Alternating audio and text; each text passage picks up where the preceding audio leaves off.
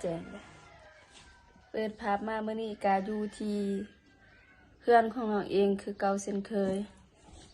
ก่อนอื่นหมดกาทักทายสวัสดีแล้วก็สบายดีเด้อพ่อแม่พี่น้องแล้วก็ผู้ใหญ่ใจบุญทุกท่านบ่ว่าจะเป็นฝ่ายในแล้วก็ต่างประเทศก็ขอสวัสดีสบายดีเบิดสุขสุขคนเด้อยินดีต้อนรับสองบองตูนสแนล หลังจากที่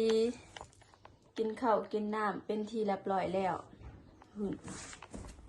ข้าวเปียกไอตูนเพิ่นซื้อมา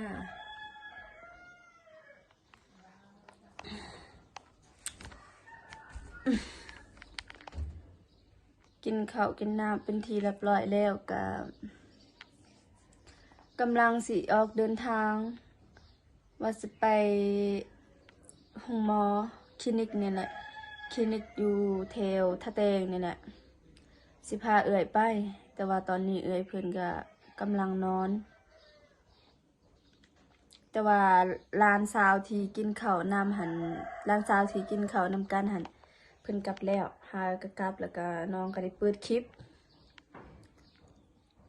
เดี๋ยวน้องก็สิไปปลุกเอื่อยเพิ่นพอดีตอนเช้านี่ตอนที่น้องกำลังถ่ายคลิปที่ลงหันเลยเพิ่นก็บอกให้ไปแต่ว่าน้องตอบว่าให้น้องถ่ายคลิปสำเร็จก่อนพอดีไอตูนเพิ่นก็ได้มาแล้วก็ซื้อข้าวเปียกนี่แหละมากินนำกันเพื่อนน้องแล้วก็ไอตูนเพิ่นก็ได้ถามอยู่ว่ามื้อนี้อ้ายสิไปได้บอกนี่แหละมื้อนี้อ้ายสิไปบ้านปลาลายไปหาน้องสุรัตน์นี่แหละแล้วก็สิไปให้เครื่องที่แม่อยู่นครหลวงเพิ่นฝากมาบิ๊กซอนี่แหละแล้วก็ไม้บรรทัดว่าสิไปมอบนำกันแต่ว่าน้องก็ตอบไอ้ตูนว่ามื้อนี้น้องบ่สะดวก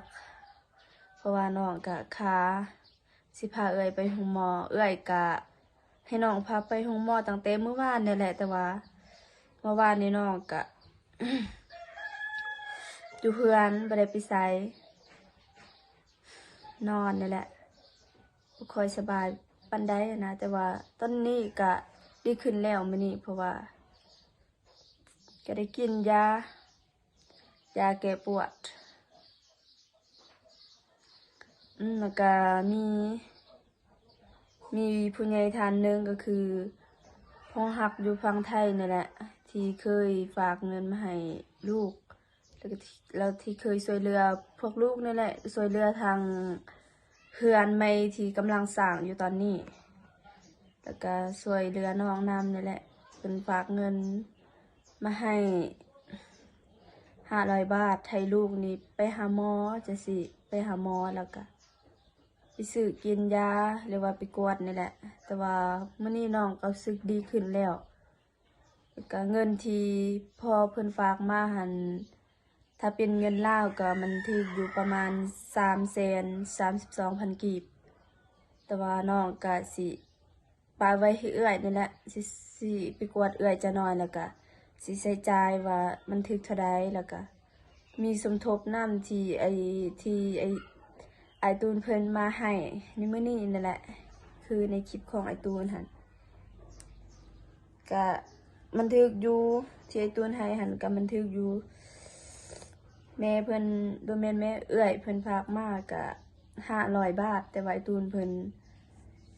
ให้น้องในเมนกายมันเป็น500,000แต่มันถึกอยู่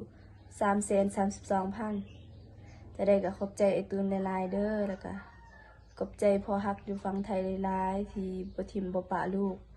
ที่ยังเอ็นดูแล้วก็สงสารเมตตาลูกคอยเบิ่งแยงดูลูกสิไปปลุกเอื้อยเพิ่น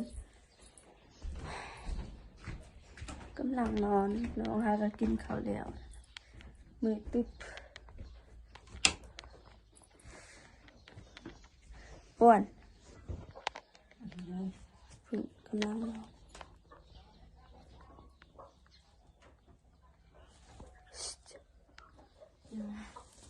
ไอ้ตี้ลงวางเลยนี่ไปจะหน่อยกับมันสิถึกชั่วโมงยาม1เข้าสิมา1เข้าไป1 โมงน่าจะทันอยู่1ไปอันนี้แม่น1 โมงปลายแล้วถ้าไปฮอดพุ่น ก็ประมาณ2 โมงนี่แหละไปกวดไปเช็คอีหยังซื้อยาพอดีมาแต่หันกะเมื่อ1เขาเลยใต้ต้นนี่ลีเอื่อยนะตอนเช้านี่ก็มาปลุกน้องนี่แหละที่ห้องแบบไปถามอาการเนี่ยเป็นจังใดดีขึ้นแล้วบ่ทั้งที่เอื่อยก็กำลังเจออยู่ปัญหาเดียวกันนั่นแหละที่แบบว่ากำลังเจ็บป่วยตั้งกล้อง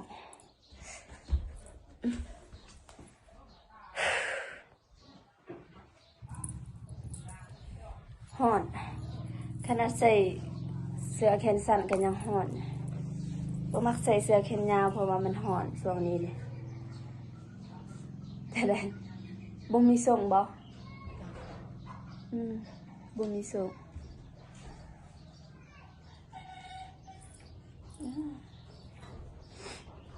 โอเคเอื้อยเพิ่นนุ่งสิ้นถ้าว่าระยะการเดินทางก็มันจะไกลแน่น้อยนึงบ่มีส่งอีหลีบ่นุ่งสิ้นก็ได้แต่ว่าน้องจะย่านเอื้อยเพิ่นสิย่านหั่นนะคันว่าไปฮอดในเมืองแม่นรถก็จะหลายแน่คันสินั่งแบบผู้หญิงนั่งหั่นนะย่านเอื้อยเพิ่นสิย่านคันนั่งแบบผู้ชายหั่นแค่แน่อยู่โอเค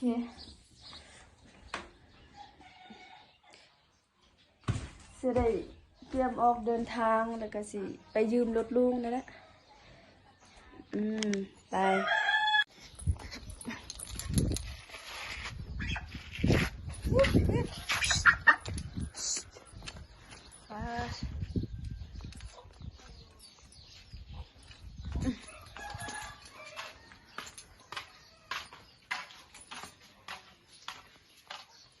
กินแล้วบ่เข้า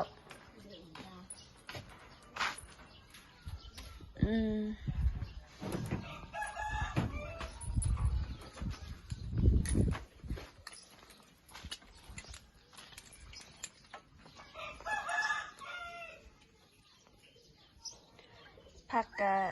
สิหมดแล้ว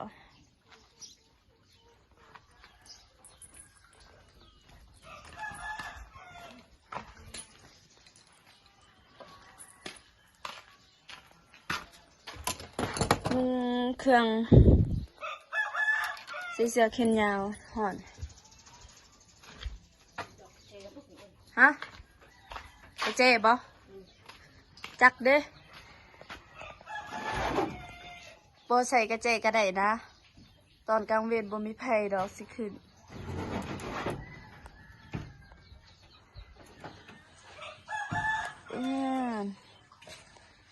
ไป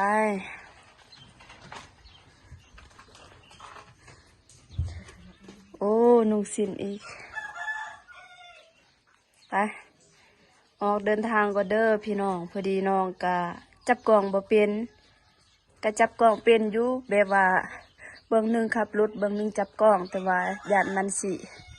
เกิดนั่นนี่นั่นหั่นนะเอาก็บ่ทันได้ระมัดระวัง มีแต่ว่าสิได้หยุดคลิปก่อนเด้อแล้วก็ถ้าฮอดทุ่งมอแน่น้องก็จะได้อัปเดตถ้าเป็นฮอดทุ่งมอก็ย่านแต่ว่าเอื้อยเพิ่นบ่ให้ทายหั่นนะเพราะว่าไปสุดก่อนน้องก็ขอทายแต่ว่าเอื้อยเพิ่นบ่ให้ทาย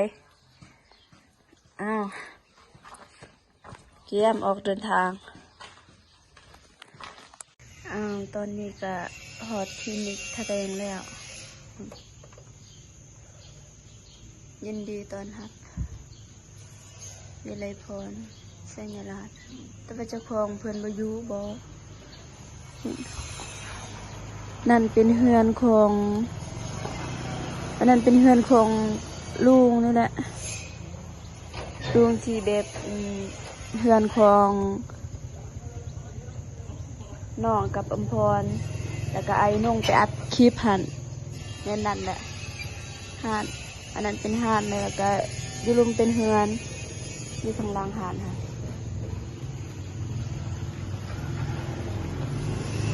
คนไปดูบ่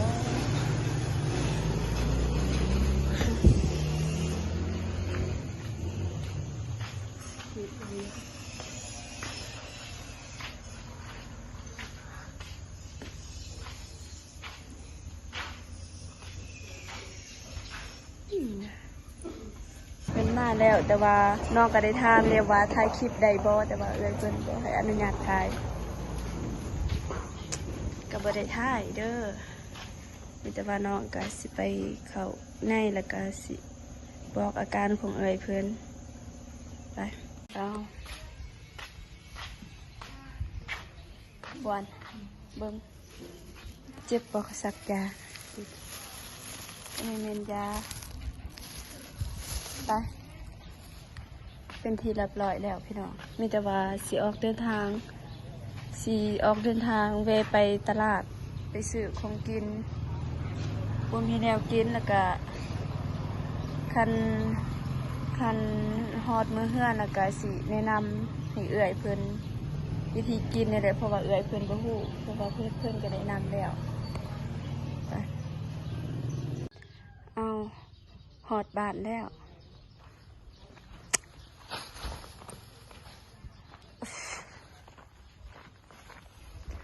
เอื้อยเพิ่นกำลังเข้าห้องน้ำ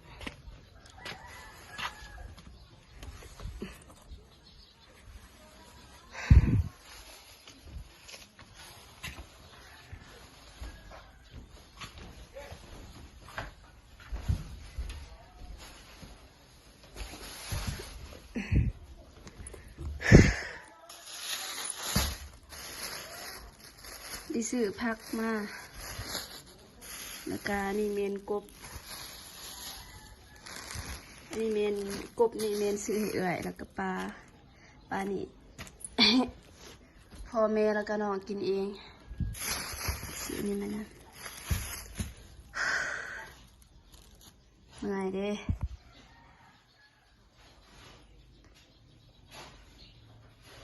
รอท่าเอื่อยเพิ่น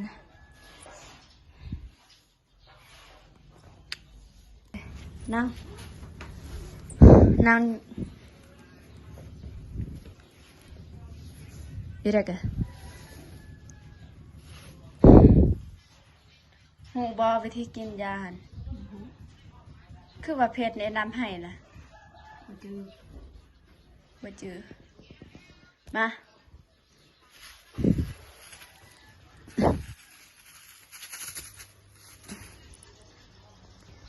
ตั้งกล่องก่อนเด้อพี่น้อง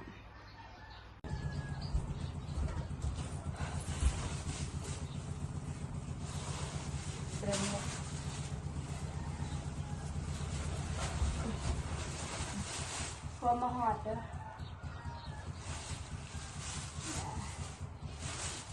ซื้อผักซีมัดนี่มันที่อยู่มัด20,000มัด1,500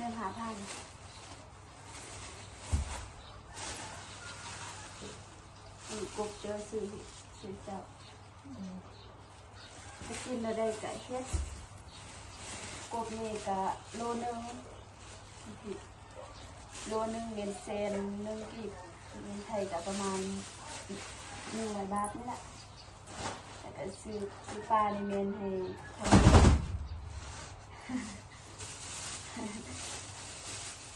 อ๋อยา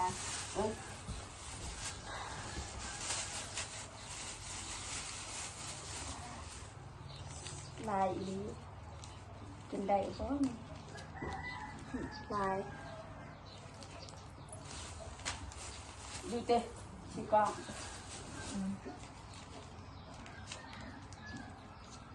นี่เมนกินเสาแรงเห็นบ่หลังอาหาร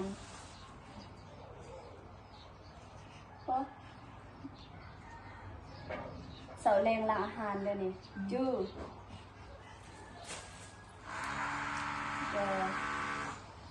ตัวนี้คือการเสาแรงหลังอาหารมันจะได้เขียนแบบนี้เขียนอยู่เสาแล้วก็แรง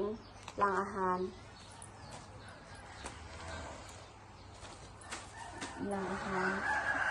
ตัวนี้มีแต่กินตอนเสาเด้อเขียนไปเลย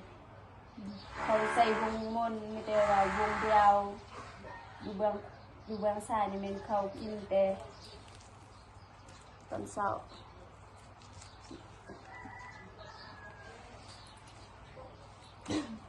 ตัว นี่ก็กินแต่ตอนเช้าเบิ่ง เบิ่ง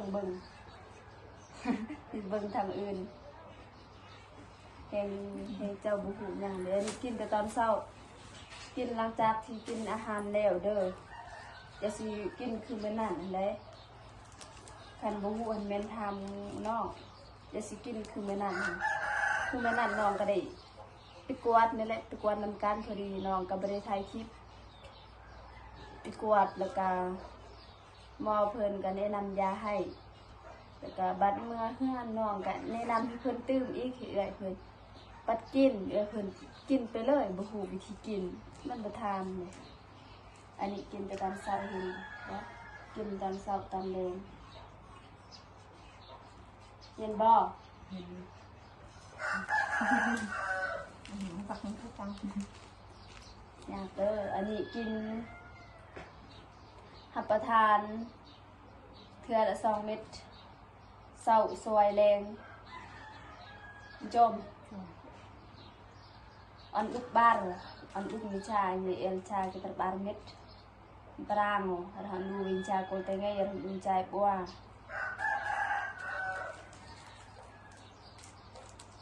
du andu wincha termoy buam terang sau leng hab ประทาน1 ละเม็ด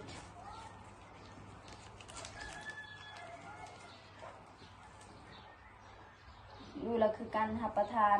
เทื่อละ1 เม็ดดูเสาสวยแรงโจมเสาสวยแรงปรางแต่ใหญ่บัว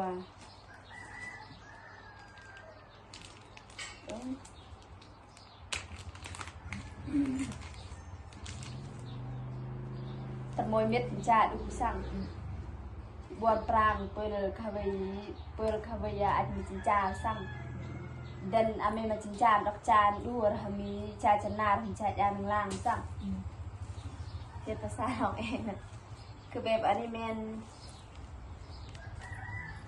2 ถุงนี่เมนกินตอนเช้าแรงแต่ว่า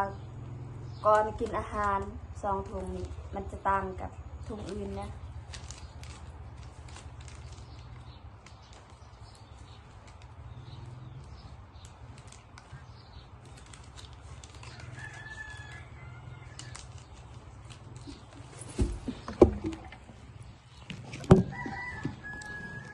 จังยาบ่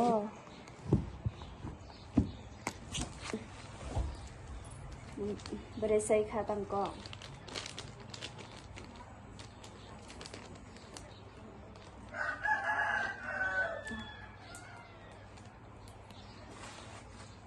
หนึ่งถุง2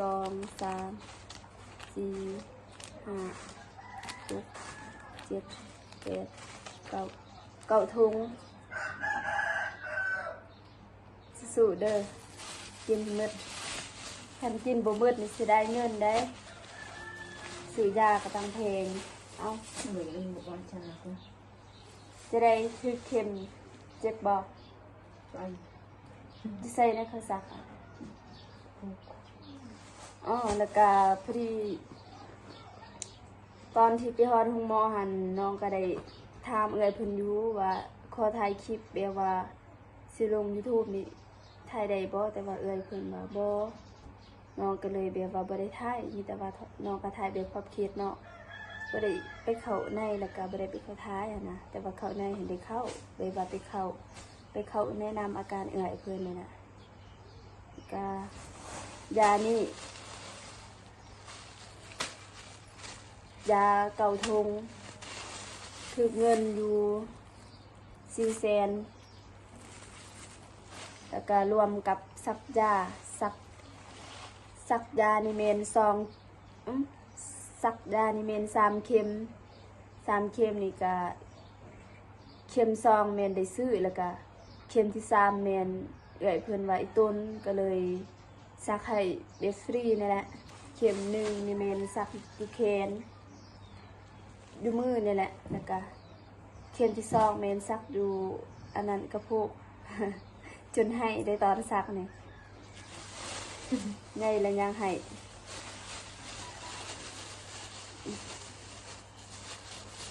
เอาคันว่า คันบาบ่ฮู้วิธีกินก็มาถามน้องเด้อยินบ่อย่าสิกินลูๆเลๆได้คือมันนั่นคันบ่ฮู้ก็ไปถามว่าอันนี้กินแนวใดกินวิธีใดมีแต่ว่านอนพักผ่อนเดี๋ยวน้องกะสินึ่งข้าวล้างถ้วยล้างจานนั่นแหละ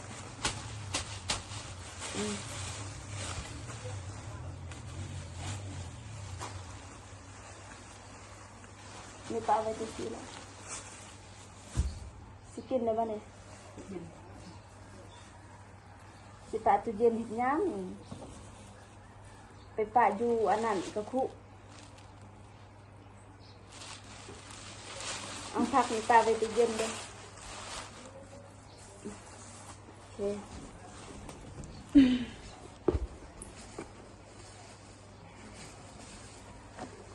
คลิปนี้ก็บ่มีหยังหลายมีแต่ว่าน้องก็ได้พาเอื้อยไปโรงหมอเนี่ยแหละไปกวดแล้วก็ได้ซักแล้วก็ได้ซื้อยาตามที่แพทย์เพิ่นแนะน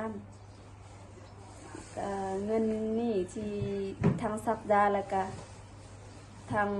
ซื้อยานี่แม่นรวมทั้งหมดที่เสียไปหัน700,000กับซื้อของกินนั่นแหละ700,000แล้วก็ซื้อกบนี่แม่น100,000แล้วก็ซื้อปลานี่แม่น40แล้วก็ซื้อผักแม่น20,000แล้วก็ซื้อขี้นี่แม่น10,000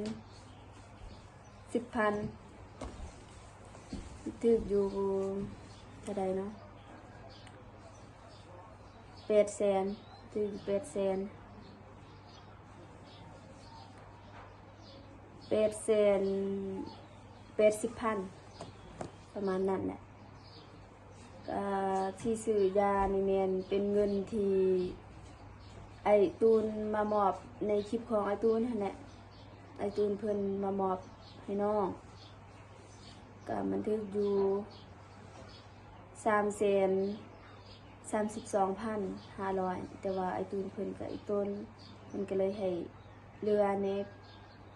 ถึงจน500,000จังใดก็ก่อนอื่นหมดน้องก็ขอ